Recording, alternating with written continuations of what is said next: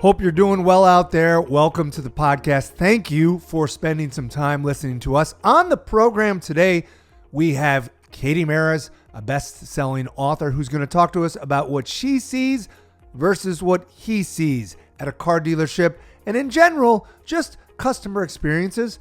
It's a wonderful talk. She's a fantastic speaker. I hope you'll enjoy it. I hope your holidays were good. And thanks for listening. Please, perhaps hit the subscribe button however you're listening to this. Welcome to the Inside Track presented by CallRevu.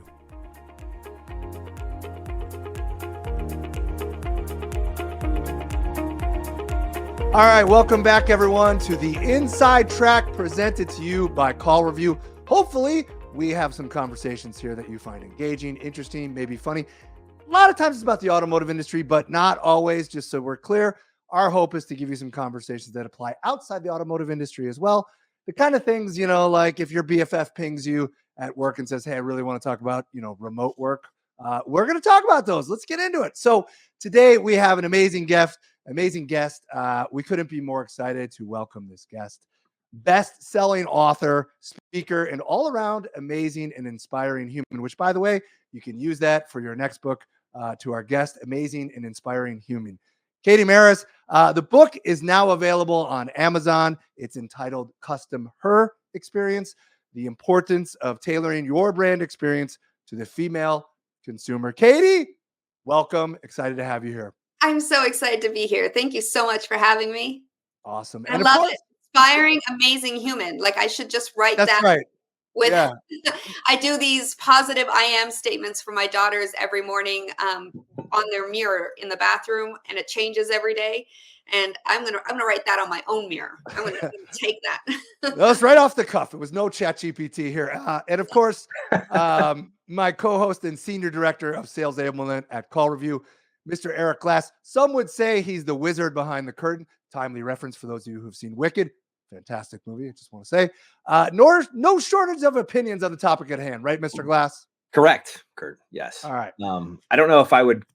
I'm just going to go with producer, not so much co-host, but that's fine. Okay. You look a little bit like Jeff Goldblum, so we're on brand here. Right, perfect. So look, a couple months ago, we were at the Drive Centric event. I just want to set this up for those of you who perhaps don't know. Look, let's be really honest right here. When you go to a lot of different events, by the way, Drive Centric event specifically was great. But you go to a lot of events during the year, you see a lot of speeches, a lot of, monologues, TED Talks, however you want to phrase it, presentations. Every now and then somebody truly and genuinely, no hyperbole, stands out. Their message is clear, they're charismatic, it's interesting, there's data to back it up, it's concise. Because a lot of times, let's face it, you see a presentation, you forget about it a week later. That's just being honest. That's right. But this one was truly like, I remember hitting Eric and be like, all right, we got to talk to her. She's amazing. This is incredible. That's where we met you, Katie. Yes. I want, for those that don't know, can you tell us the basis of that presentation and your story, where it begins and what we're going to talk about today? Oh my gosh. Yes. Well, I mean, the short of the long of it, I should say, is that female consumers and your internal customers, the females that are working for you, they rule the world. And what does that mean? We hold the purse strings to the economy. By 2028, women will control, not influence, control 75% of discretionary income around the world. And so if you haven't focused on the female consumer and your female employees as a opportunity to make more money, then you are missing out. And this came about because I had really awful car buying experiences like 7 years ago. And it's funny because I was sitting at breakfast with one of your associates actually here in Toronto. He was in, so we had breakfast, and he was telling me about someone he knew. She was 27 years old that went in to purchase a vehicle like recently, like 3 weeks ago, and was asked, "Is your dad with you?" And I'm sorry, but 7 years ago, this happened to me, and it was dad, husband. I'm like, I'm a single mom. That's not happening. I'm buying the vehicle. But that was 7 years ago. Fast forward to 3 weeks ago, and we're still having the same dang conversation. Yeah. The reality is, women out purchase men in new vehicles. So 65%. If you're not paying attention to her, you are losing. Yeah. It's It's heartbreaking. easy. How bad was it? Can you I mean, what do you say in the moment? Because I think people connect to the real stories, right? So we're back in this like you're going out to look for a car 7 years ago. What happens in the moment when these terrible scenarios happen? Do you walk out? Do you get mad? Is it a combination? No, Like, literally, I walk out. Like, I walked in with my 3 kids. I, you know, unfortunately, they didn't listen to my "please, please, please behave" speech, in the back of the vehicle. But no, they made a mad beeline dash for the dealership doors, and in they went, and they all separated, went into 3 different cars. I finally wrangled them up into one, and a gentleman, just saunters over. It was sort of like out of a slow motion picture. He totally did not want to serve me. He did not want to see how I was doing. His eyes were darting between me and the kids in the car. He reaches out his hand, he introduces himself, and he asks if my husband is there. And I said, no. And I gave him a chance. I said, no, I'm purchasing the vehicle. It's for me. And he cuts me off. He said, well, should you call him? Like, will he be coming in? And at that moment, I was like, kids, let's go. I wrapped them up, put them in the vehicle. And unfortunately, that happened 6 more times just over and over. It just keeps over, and not just, brands like, and not just volume brands, yeah, luxury right. brands. I wasn't quite in the ultra luxury section, but the luxury brands and the volume Sure. brands were all the same. Well, and I, look, you're presenting this data that obviously backs, hey, this will help your sales, but just from a human point of view, like that's I aghast. mean, It's a like, repugnant behavior. What are we doing? What are we doing to begin with? Um, so after that initial, horrific experience of not just an anomaly over and over and over again, is that when you decide I want to change this? I want to write a book. Is that the moment? Like, what's the spark for you to be like, I'm going to start writing about this? well, yeah. So, I mean, I'm a customer experience expert, and Right. I say this all the time. No one's really an expert in anything because we have to learn and grow consistently and constantly. Yes. But I know a thing or two about about designing customer experiences, coaching, training, and then executing these experiences. I was part of the team that brought the Forbes 5-star rating to the cruise industry. So when I say I'm an expert, I mean I know a thing or two. And so it really bothered me that a human's second largest purchase they ever make in their life is a crappier experience than a $7 latte. Like, it bothered me. Yeah. I was like, how can I go to Starbucks and feel, and I use the word feeling, feel special to spend $7 and then go to buy a 50, 60, $70,000 vehicle and be made to feel like I'm not capable of buying my own vehicle. It was ridiculous. So there was this like, it bothered me. So I went down the research rabbit hole, which is what I do. I like everything to be backed up by facts, and I needed to know if what I thought was right and if there was indeed an opportunity in this industry with some low hanging fruit to elevate the experience and inspire change. And oh my gosh, the things I found were just incredible. And I said, yeah, let's go. So I created a keynote, and I applied to speak at Women in Automotive, Digital Dealer, SEMA, NADA. I mean, you name the conference, I applied and I spoke. And then from there, I started writing articles. And then from the articles, the book developed, and CustomHER Experience came to life. That's awesome. That When is you're all. speaking, before you get to the book, right? When you're speaking, Mhm. could you see the immediate impact? And we're going to get into what dealerships can do, how they should approach it, and we'll give people some actionable insights. It's one of my favorite corporate words, Katie Maris, actionable insights.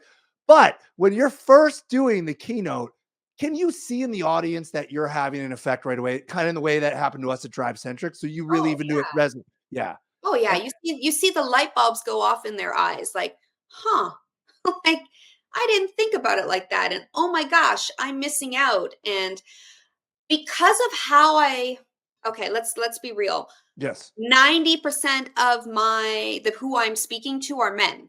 Mhm. Okay. So I know that I need to deliver this message in a way that men are going to receive it. So I can't be a woman that comes in and says, I am woman, hear me roar, I'm amazing, because I'm going to get the eye rolls. And then, they're just going to completely blanket over. Okay. So I delivered in a way with statistics, with facts and figures. It affects your top line. It definitely impacts your bottom line. And also, by the way, and I dropped this bomb from a customer experience point of view, 79% of your customers are leaving you based off of experience alone, based off the way you make them feel. Sure. And so when you drop those statistics, you see the light bulbs immediately go off, and they don't feel like they're being attacked like, oh, men are bad, and we no, I think y'all are amazing, and I think that there's place for both of us on this earth, but I do think we need to wake up and start delivering a human experience to the world's most influential consumer. How much do you find still, and I find it fascinating that 3 weeks ago, a mutual acquaintance of ours had an experience like this, right, in 2024, and you and I talked a lot in St. Louis. I've been not broken, but I've been off the market since I was 16, right? That's when my wife and I met, and we're still together. And I'm 43, so we can do the math there. I'm much, much older than I look. Um, but I find it super interesting. How receptive do you find dealers to this message, and how do you overcome some of those objections that you might run into? Yeah, so to be real, since COVID has come and gone, there is a much more open and receptive dealer body group out there, because it's not easy to sell anymore. There's a lot of competition.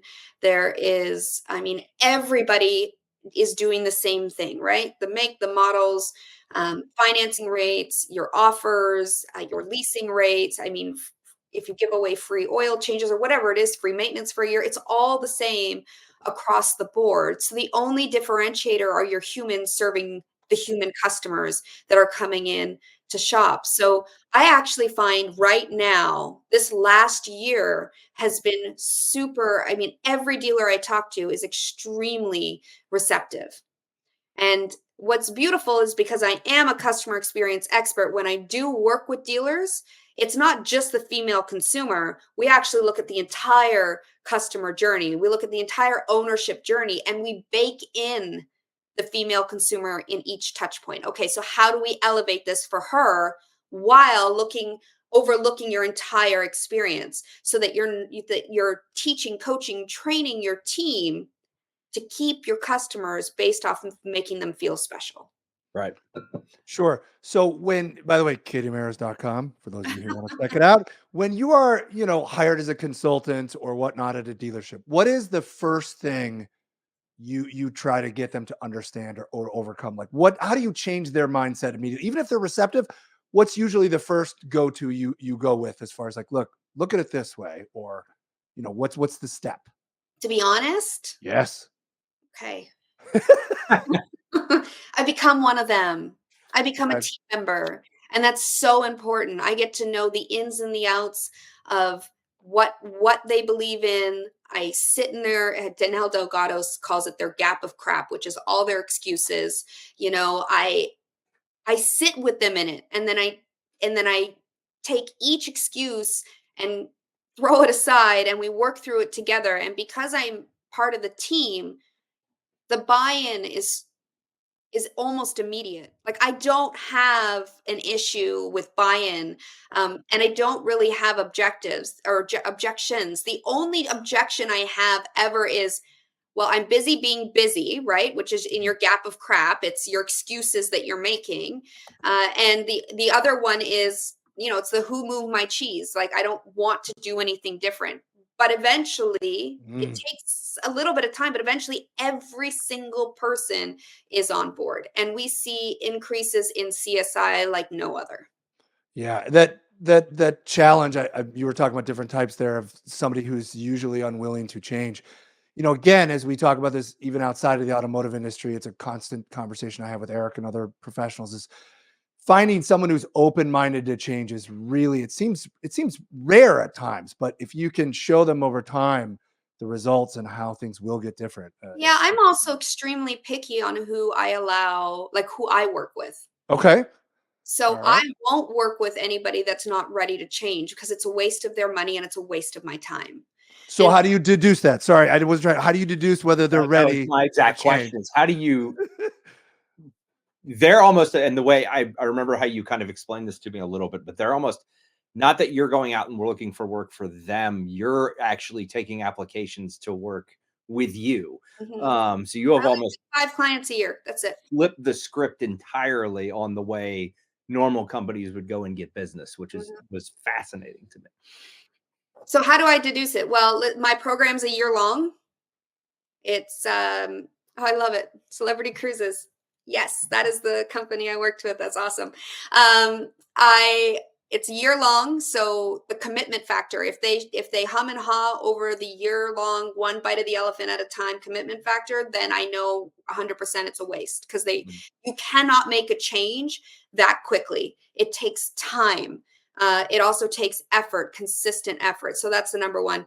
I'm not cheap, so if you're willing to put your money where your mouth is and you're willing to work mhm. hard in that year long process, then I also know, it depends on how they negotiate. Oh, well, just come in for, one day, and oh, I don't want to do. Well, if you're not willing to do the A through Z, then it's a waste. I can come and hype your team up. I'm happy to be a speaker and come in and do a rah rah, but you're not going to see the change. If there's any Right. consultant or vendor out there that says yes, this is going to do it, it's just not. So it really is a bit of an interviewing process, and it is the fact that the reason I do it is because I don't want to waste people's time or money, and Right. I want to affect positive, actionable change. If I just take any client, then I'm doing the industry and their team a disservice. And I believe in giving more value than what you pay for something. I believe in tailoring every single experience I give to my clients to them, just as I teach them to do for their customers. And that takes time and that takes effort and that takes personalization. I have daily touch bases, daily. I have weekly and bi weekly calls. It is intensive, but it's so worth it. Yeah, that I would imagine it's very rewarding from a variety of standpoints, especially because of your background. As you want a personal experience when you're out buying a car or buying something, you're giving that to them in your own business, but the other way around, like they're getting the real ROI from what you do. Is there anything? Obviously, it takes a long time to change, but just basic concepts a dealership can start to put together now, today, to start changing, approaching the female buyer as it were.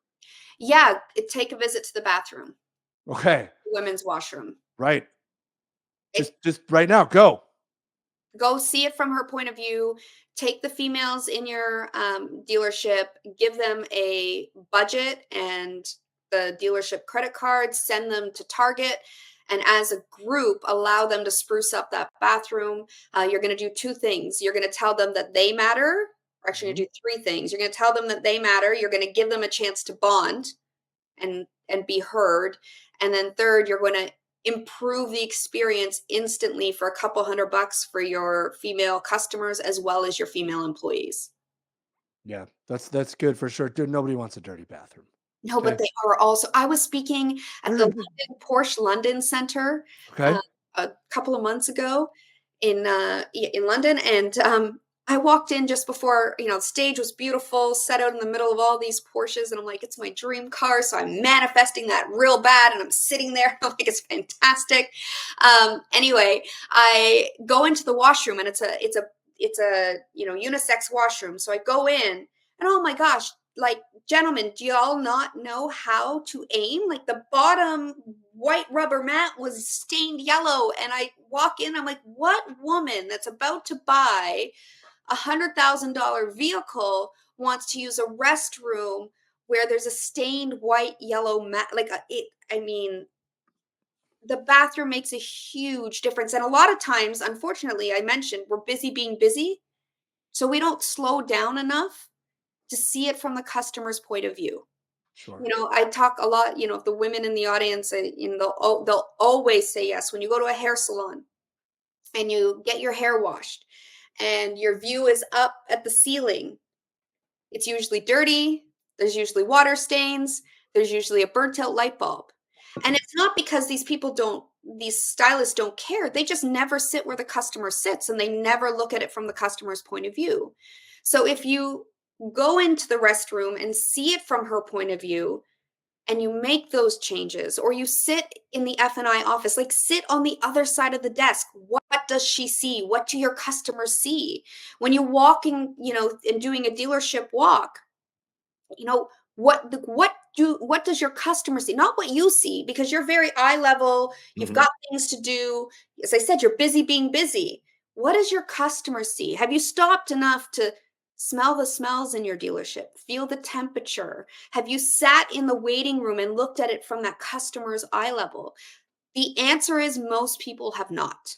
So Yeah. slowing down enough and flipping the lens and sitting, most literally sitting in your customer's shoes, will make a huge improvement in elevating your experience.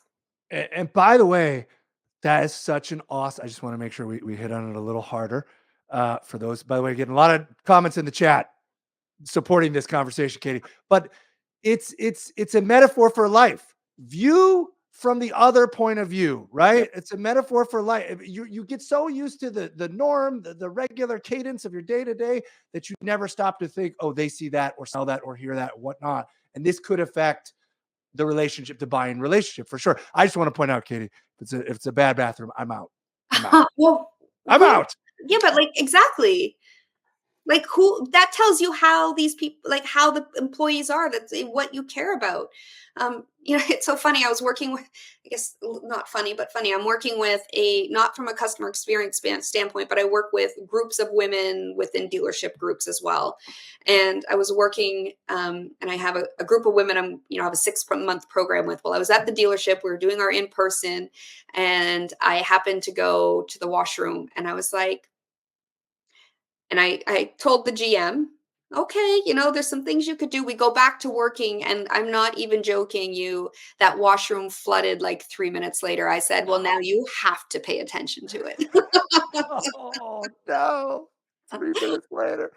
Um, okay. In your book, you talk about the physiological differences between Oh, men and women. yes. You talk about looking at why Being she able to hit buys. the toilet and not hit the toilet. Yeah. That's right. Why she buys versus why he buys. It's in the book. What do dealerships need to understand first and foremost when it comes to the female buyer, outside of just looking at it from their point of view? Oh my What gosh. else? Yeah. So the number one difference is our limbic brain, which is our emotional and memory hub of our brain.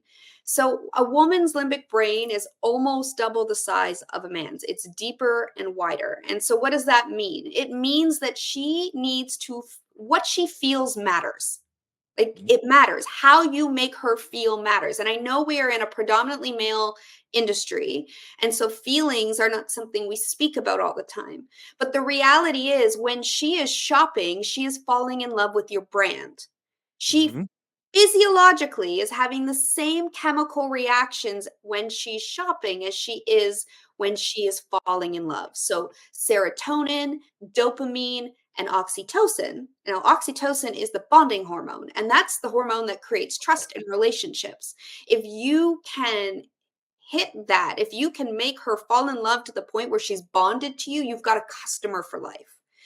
And it's so important to know that it's not utilitarian. It's not the point A to point B that, you know, men so, I mean, here's the thing. If you build it for him, mhm, you lose her. mhm, If you build it for her, you keep him, because he will find a way, a path of least resistance that works for him, and he doesn't care very much. mhm. She cares. So cast your experience net wide enough to make her feel differently while she is having an experience. The term, oh my gosh, I am blanking here. um, retail therapy. How did I blank on that one? Which Retail we talked about retail therapy, you and I specifically. Yes. retail therapy is a real deal for women. They don't go to just purchase something. They're not after the product. They're going for the feeling. And every woman you speak to will attest to this. They go and shop to be told that they look good in clothes, to laugh with the sales associate, to find something that fits them really well and makes them feel good.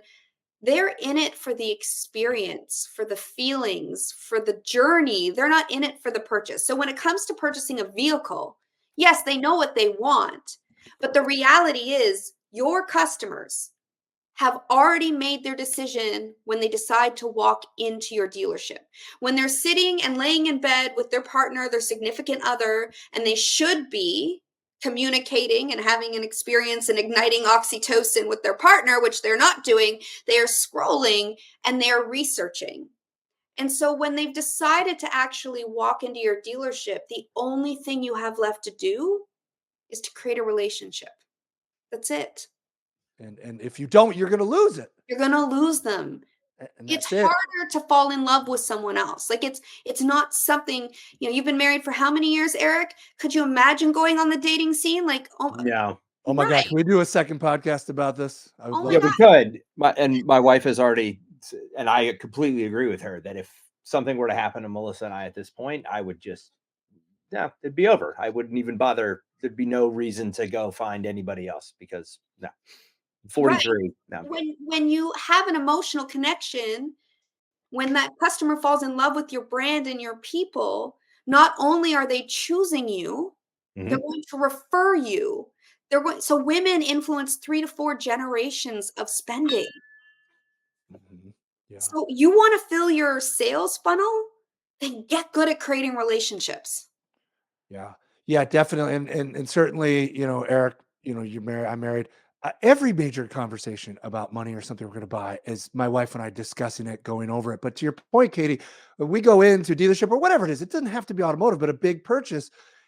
If one of us is turned off emotionally by the relationship, it's over. And it's like the brand loyalty is gone. It's not only that you can win one sale, you Mm-mm. have a chance to get many, many sales just by being good at it and be like, you know what, let's go back there because I really like it. We go to this oil change place. We spend more money, and it's my wife will specifically tell you, I like going there. I like the way they specifically treat me. I would rather pay more money. Please Yeah, don't go to another oil change place, Kurt. I'm like, okay, I'm on it. We're going to these guys. The you can same make reason we've bought our last 4 cars from the same Toyota dealership, right? Is because my wife likes the way they treat her. And that's the well end of that it. and my mentor always says, his one of his key sayings is making price irrelevant. Like you can make price irrelevant with the experience you provide people. And if you are focusing on and in automotive, like it's crazy that we haven't made this shift yet. But when in a coupled relationship, a woman will influence 85% of all purchases. 85%. And then she's out purchasing men 65%. And that directly correlates to the service lane. So it doesn't stop just in sales. It goes over to where you retain your customers so that they come back through Mhm. to buy from you. That experience, so women will, it's 65 to 70% of all ROs are said yes to by women. And yet some people still aren't getting the message, obviously. Um, I love the brand loyalty conversation. And if I could just shift gears a little bit, again, another corporate phrase I don't love to say, shift gears. You love I it. want to talk about your sphere of influence and how you're influenced into buying. Who do you go when you're going to buy a product, Katie? What's your sphere of influence these days? Like who's influencing you about brands you're looking into or products, not just automotive, anything. Where are you looking for influence? This is important for automotive people to hear as well. Yeah. So women, and I don't know the exact stats, so I'm gonna have to get it It's all right. for you. Women and me being a woman, so I'm part of this statistic. We actually listen to or lean into the influencers online way more heavily than men. Mhm. And if you have a social media strategy that is front and center a woman that they can relate to. So somebody, so they can see themselves in your business and in the dealership or in whatever business it is that you have, Mhm. she is more likely to come shop. Yeah. Social media influencers are everything right now. I they're literally everything. I mean, I'm serious. I'm just like, yes, please sing the praises, Katie. Well, Go. but it is. And so if you can get your social media strategy to get your customer to see you, like you, and trust you before they even walk through the door, and then you can magically carry that experience, Right. pick it up where it left off. Oh, you're going to win every single time. Yeah. Yeah, the social media strategy and the influencers is very near and dear to my heart. I'm aware, and I want to acknowledge it that a lot of people hear the term influencer, it turns them off for some reason. But it's the reality of the world. We're all being influenced by influencers. I'm part of a parent group in the neighborhood, and we talk about like foods to buy, classes to take, things to do, and it's all derived from influencers. Like somebody likes someone, and it filters down.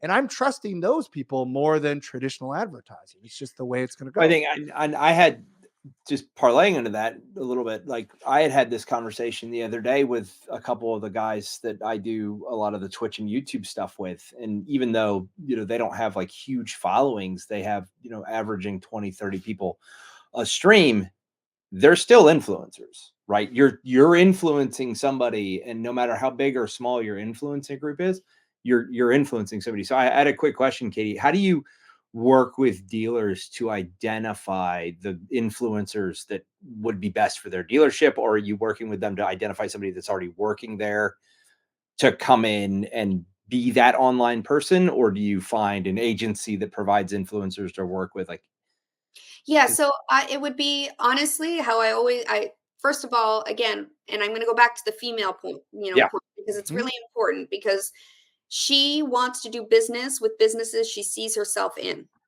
So it's important to find, I think everybody, every sales associate, I mean, service advisors, fixed ops directors, anybody that touches a customer, anybody that speaks to a customer in person is an influencer. And I think that your strongest marketing is your people that your happy people that are out there singing your praises. And if you have women working for you, please get them online sharing their story, Mhm. sharing the story about how they love working for you, sharing their story of doing walkarounds, sharing the experience, what they can expect when they come to the dealership. So to answer your question, they already have everything they need, Got it. and they should be using the people that are there because, again, your people are the number one differentiator for everything now. Not the make, not the model, not the brand, not your leasing rates, not your financing rates, not your giveaways. None of that is. They come in and they have these customers will come in and have 5 different dealerships they're ready to go, and they rank them 1 through 5. And if that, we talk about in the automotive space, marketing, um, inventory, and systems and processes, and we forget about the freaking human, right? Like the human is everything in there. You, Mhm. when you understand your customer and the human serving your customer, you'll get your inventory right, and hopefully the OEM cooperates and you have the right flow. And I get it, there's obstacles that you can't necessarily control. But when you have the right people working for you and you have happy customers, marketing is easy. Yep. It's easy. And your systems and processes, if that system and process line item doesn't include a brand experience playbook, then you're going to fail. You have to center it around people. And so when it comes to how I help dealerships, I say look internally, especially at the women. And the reality is, men trust women and women trust women. And so the more females you can put out on social media sharing their stories, and I had a dealership take this to an extreme as only a man could do this. But he said he's so proud. He messaged me, Katie, have you looked at her social media? It's not somebody I consulted with, just somebody that I had met. And he said, well, what's the one thing I can do? So I gave him I gave him the idea of the social media. I'm like, just take a woman that's working for you. It's a used car lot. Well, you can imagine Uh-oh. what No, he did with this woman. no. Uh-oh. I'm like, Mm-mm. is this what you know? Women aren't going to come shop here when you do that. So I would caution you because most men are making these decisions. So lean on the women and ask them, what would they want to see? And don't go off of your natural gut instinct because you'll probably be off and you'll probably deter people from coming into your dealership. But if you can get it right and have women at the forefront, both men and women will choose you. Why do you think dealerships are still when you hear that story or see that story, you're seeing it in real time. Yeah. Why is that still happening in 2025? Like, what are we doing? Because it's always worked, and why do we need to change? It's the who moved my cheese business. And if anybody listening to this and watching this, if you haven't read the book Who Moved My Cheese, it's like this thick. It's super thin. You can read it in an hour. Great. Every single one of your leadership team should read it. You should read it. But change, I don't know, it scares people for some reason. It's like, oh, I have to make an effort. I have to dare to do Uh, differently. that's it, right? I have to dare to do it differently. Or even when talking to clients or customers, oh, you mean I've got to think about customer service and how I talk to someone rather than just get because at COVID everything's just coming in. It's so easy, easy money here or there. Go now. You've got to actually put forth a little bit more effort and a little bit more Well, I understanding. have this saying that if you can't feed your history and your destiny at the same time. Okay. So if you focus on the past and what you've done in the past, you're starving your future. Mm-hmm. I But like if that. you have to focus on what's right now, what's happening relevantly, so that you can feed your destiny, your future, your success, and starve your history because it's already happened. It's gone. The way of the world is done. You need to move Mhm. forward. And unfortunately, success is on the other side of I don't feel like it. Nobody feels like going to the gym. Nobody feels like brushing their teeth. Nobody feels like grabbing the grapes instead of the chips, because I had a woman, it's like, I want to get healthy, but it takes, an extra 30 seconds to clean the grapes. So I grab the chips and I'm like, well, then you can't complain because you're on freaking autopilot. Like, come on now. Like, you're, but it's that simple. Yes. Choose it. Make the choice. Stop negotiating with your success. Oh, I'm getting passionate here, gentlemen, but stop No, negotiating. let's go. It's done. Like, each dealer, each human, I mean, whether it's business or life, you don't get to have the life you want and really truly desire if you don't live in the now and stop Right. negotiating with your future. Yeah. And that's all we're doing in business or in life. And I know, people are thinking of their own life right now. They're thinking of the thing that's weighing heavy on them that they're like, oh, I have to change this. I know I have to change this, but I do nothing about it. Same with customer experience. So yeah, and if you do all these things that you're encouraging people to do to apply, right? Mhm. Look at the experience differently. Social media, whatever it is, all these things add up. Instead of finding sales, you're going to create sales Yes. because the influence is going to go and it's going to exponentially bring you compound returns. But you have to do it. To your point, you have to do it. I should go on camera. Yeah, just turn it on.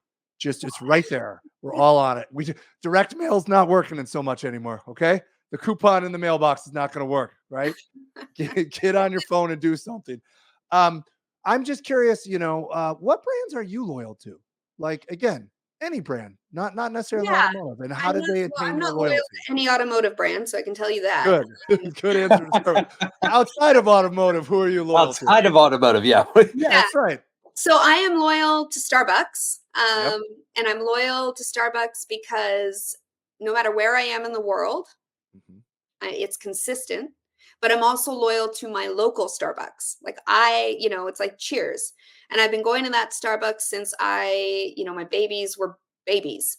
I have 14-year-old twins and an 11-year-old, I like to call her. But she's more a teenager than my teenagers are teenagers. But We've been going to that Starbucks since they were 3, 4 years old, and No. now my daughter, and my son after school, they're in high school, they go there, they won't go anywhere else, and they know them by name, and they feel special even though I'm not there. They have access to my app, which, costs me a fortune. However, they feel special and they know they're going to get that treatment. So they'll go further to go where they need to go out of the way because of the way they make them feel. Sure. Now, if we look at the female consumer, and I'm just going to bring it full circle, I brought them there when they were babies. And now not only do I spend my money there, they spend my money there. Yep. No, that tracks. My And they little bring kids their love it. friends with them because that's where they want to go. That's right. And what a great business model Starbucks. I mean, it's coffee, right? But that's what they created was an engaging experience that made you feel differently, especially Mhm. when they first came out, right? Yeah. Um, What else am I loyal to? I mean, I am loyal to Christian Louboutin okay, for shoes. I'm super sure. loyal to them. I was I was loyal. I'm going to tell you this story. I Uh-huh. was loyal to Louis Vuitton. And most Okay. recently, I was in Louisiana for a client, and I was attending a gala for their nonprofit, Giving Hope. And I was out there and I had just achieved a milestone for my business. And so whenever I achieve a milestone, I go purchase a Louis Vuitton item. Well, I went in yoga gear, hair up in a messy bun, no makeup on, just hit the gym. And I got put on the wait list and I waited and I waited. Nobody talked to me. Nobody, made sure I was okay. Nobody offered me a water for the amount of money I was going to spend. I should have been offered a glass of champagne. Nobody, and I saw other customers being served. So here I'm being left alone, and in my head I'm making up these stories, right? Uh, they're profiling me. They don't think I have money to spend. It's much like I had the experience in the automotive space with me Yes. walking in and being asked if, somebody asked me if my grandpa was coming because I went down the list of no husband, no dad. Your grandpa? I'm like, no. But back to Louis Vuitton. I ended up walking out Mm. and I didn't purchase. And that's the first time I haven't rewarded myself with a piece of Louis Vuitton. And that was my celebratory purchase. Mm. Like when I hit major milestones, that's how that's what makes me feel good. Instead, I went and donated that money to Giving Hope, so went to a way better place. Good. Now, I don't know that I'll ever shop there again. I was gonna say, did you get to the bottom of why? No, I didn't. I just Mm. walked out, and that's the same for your customers. They're never Yeah, going to get to the bottom of it because that's it. I mean, I can go if I really love designer purses. I can give Chanel a chance. I can give Hermes a chance. I can give Versace a chance. I can give sure. Gucci a chance. I can go give any of these brands who have similar price tagged purses an opportunity. Mhm. Right.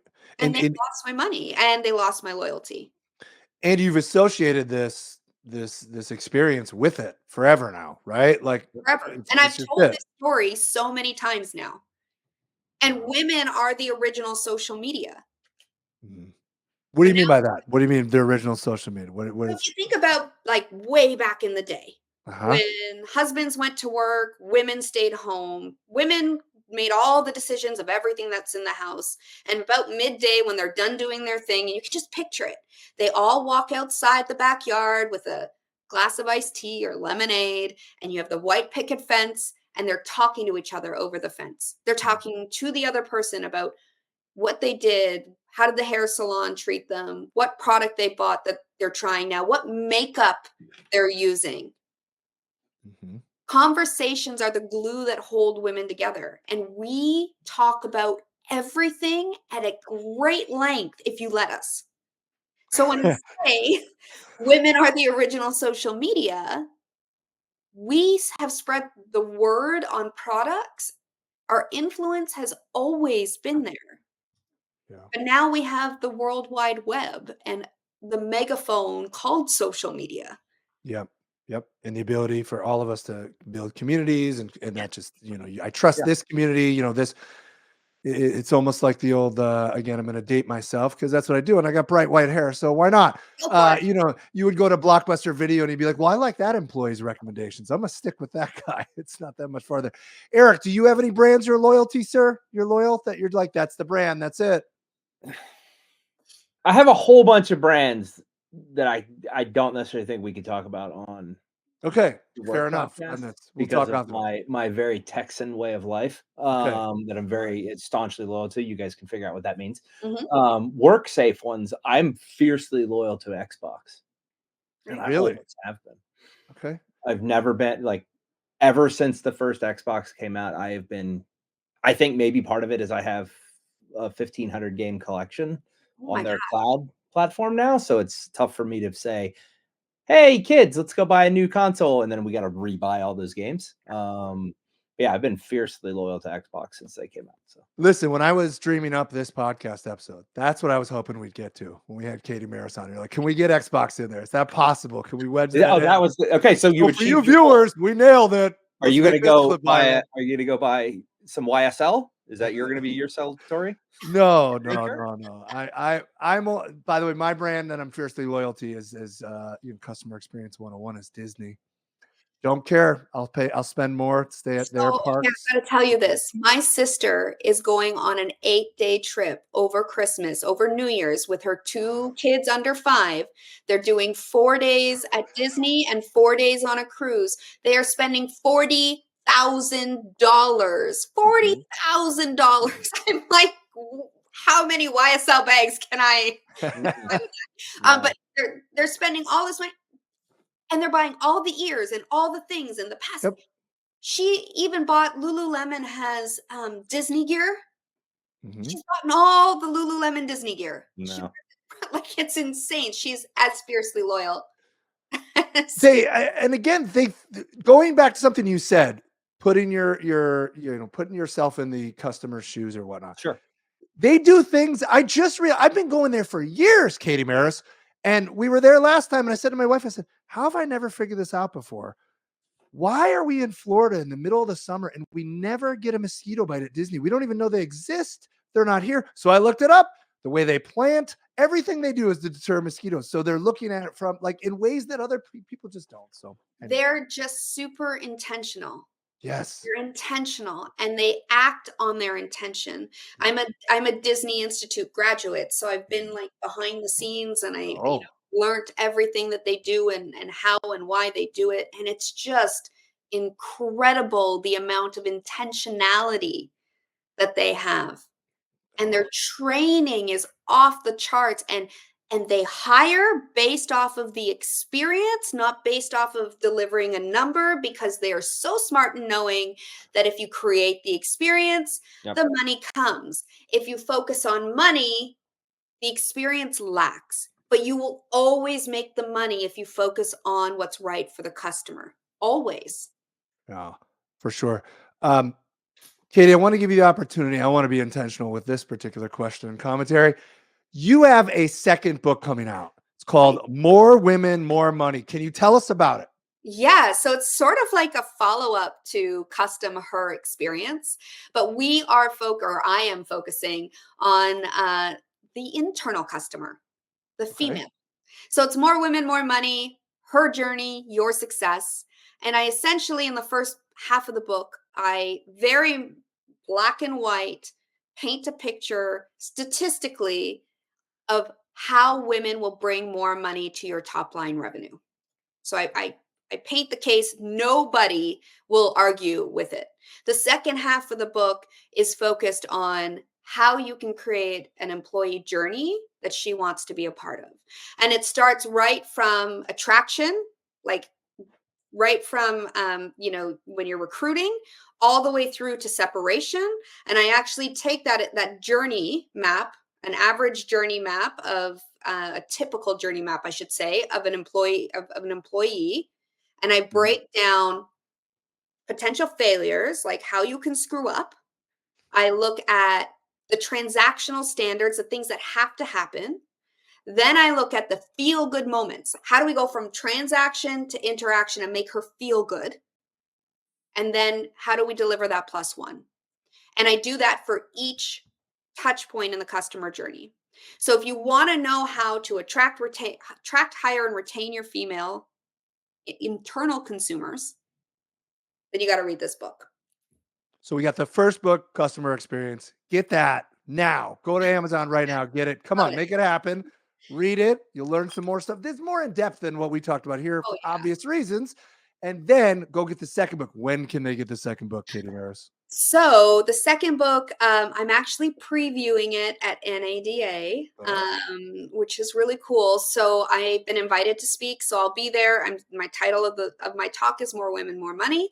And then I am actually there. Scala is hosting a book launch party for me, and I'm giving away about 200 advanced readers copies. So it's not even going to be available online. So if you come to the party, you'll get a copy signed. I'm going to do a little reading, and I also have a huge announcement that I'll be making at that party. So that's going to be happening. And it should be published by February 14th, which is the same day I publish CustomHER Experience. Look at that. The brand loyalty experience right there coming into play. That is so exciting. Well, certainly we want to see you at NADA. Yeah. Stop by. We can do the reading. So again, for those of you, Eric put it in the chat. If you're listening to the podcast version of this, CustomHER Experience available now. And then February 14th, obviously More Women, More Money. And then we have a big announcement coming from Katie Maris again. Yes. So, and of course, KatieMaris.com. I personally enjoy the blog. I've read almost all of them. Oh, cool. I'm not, me and my wife, I'm like, come here, check this out. That's awesome. Any other questions, Eric, before we close out on this amazing interview with Katie? Anything else you feel you want to cover here? No, what are you, actually 2-part question. What are you most grateful that you were able to accomplish in 2024? And then what are you most looking forward to accomplishing in 2025? Outside of the major announcement. Oh gosh, that's a big one. So I would say my biggest accomplishment was going from surviving to thriving. And if anybody knows my story, you know exactly why I'm saying that. And to be able to pick myself up and be somebody my children can be proud of. Yep. That is my biggest accomplishment in 2024. And what am I looking forward to most in 2025? Just continuing spreading positivity and helping women thrive. I have a nonprofit that is going to have a huge launch in mid-year of 2025, where we will help survivors of domestic abuse find housing. 98% of women that are abused are financially abused, and it's one of the biggest reasons that they stay put. So my goal is to help women go from surviving to thriving. So that is one of my biggest goals in 2025. As Amazing. I was going to say, as I said at the beginning, amazing and inspiring, no hyperbole.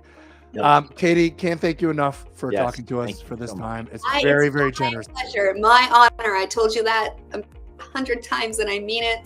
I believe in being completely humble, in life. And I don't know what anybody's religious, faith-based is. It could be universe, it could be God, but for me it's God. And I thank God every day that humans like yourself even think they want to have a conversation with me. So I'm super grateful. Thank you for being a platform where we get to spread this message. It's truly my honor. Awesome. Thank you so much, Katie. For those of you who are listening to the audio version of this, of course, you can do the requisite like, share, subscribe. It helps us out. We're going to bring you more conversations and hopefully more, as I said at the beginning, amazing and inspiring humans. That's the new phrase for the podcast. Thanks, everyone. We will see you on up the road.